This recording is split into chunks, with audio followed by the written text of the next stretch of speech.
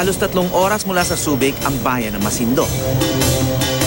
Ito raw ang unang kapitolyo ng Zambales noong panahon ng Espanyol. At sakto namang nataon kami sa foundation day nila.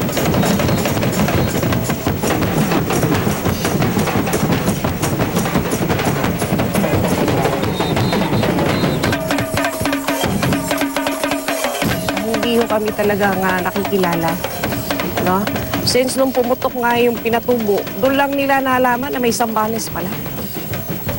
Kasi ako experience ko rin, no? Nung nag-aaral ako sa Manila, tinatanong ako, taga saan ho ba kayo? Zambales. Saan yung Zambales? Sa kauna-unahang pagkakataon, sasali raw sila sa isang National Dance Festival sa Maynila para raw makilala ang kanilang bayan.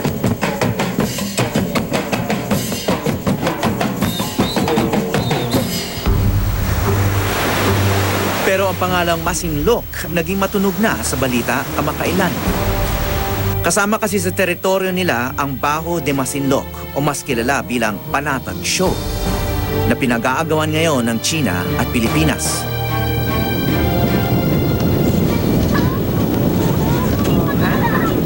Pangingisda ang isa sa mga pangunahing kabuhayan dito.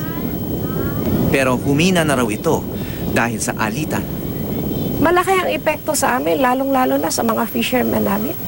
So, marami na kaming fishermen ngayon na paralyzed na hindi na sila pumupunta roon.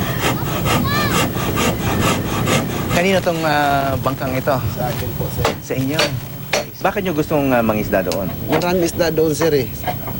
Madaling mangisda doon, sir, kaysa dito sa tabi-tabi. Talagang hirap.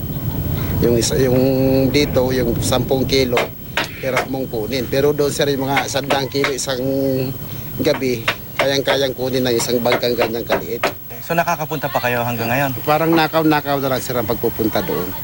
Yung bangka kong malaki, lalayo. Tapos yung maliliit na bangka na gaganyan na ay, at hindi gaanong pansinin, yan ang nangingisda doon. Ang huli nila tatakbo na doon sa bangkang malaki. Dati-dati nakaw na lang? Oo, parang Ay, nakaw bakit? na lang. Di ba sa Pilipinas yun? Kasi, sir, hinahabol naman ng China, sir. Pati kayo? Oo, pati mga, lahat hinahabol. Pilipino. Pati Pilipino, pati mga Vietnamese na napapadaan doon, hinahabol din nila. Napilay man ang industriya nila ng pangingisda, baka makabawi naman daw sila sa itinatag na eco-tours. Isang first-class municipality, marami palang yaman nakatago rito sa Masinloc. At bukod sa kanilang mga pakawan, nandito ang isa sa pinakaunang marine sanctuary sa bansa. Pero bago makarating doon, may higanting plantang tumambad sa amin. Ang coal-fired power plant na nilabanan ng marami noong dekada 90. Yung barko na yan, galing Russia. Tapos sinubukan niya sumilong dito sa bay nung habagat nung nakaraang taon. Sumadsad dyan sa coral reef ng Sanctuary 1. Hindi nila maalis ngayon. Kaya sa salvage na, babakali na lang daw.